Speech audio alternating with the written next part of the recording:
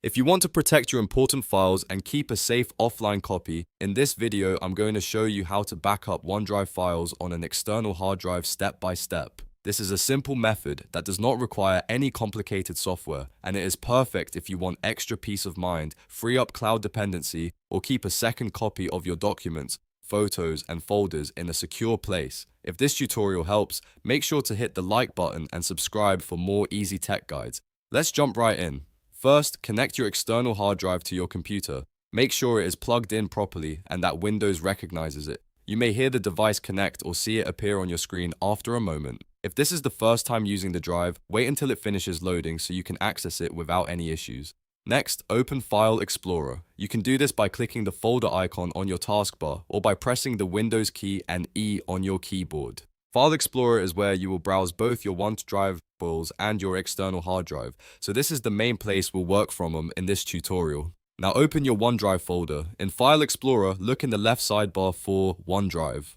Depending on your setup, you may see your personal OneDrive or work and school OneDrive. Click the correct folder to open it and view all of your synced files and folders.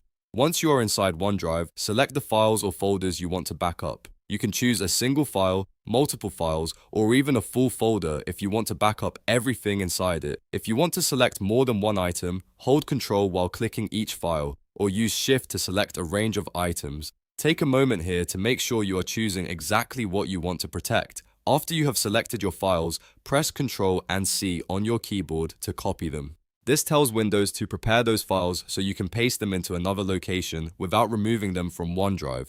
This is important because you are making a backup copy, not moving the files away from your cloud storage. Now go back to File Explorer and open your external hard drive from this PC. You should see the drive listed with its name and storage size. Click it to open the root of the drive. If you want to keep your backup organized, this is a great time to create a folder specifically for OneDrive backups. To do that, right-click inside the drive, choose New, then Folder, and give it a clear name like OneDrive Backup or Documents Backup.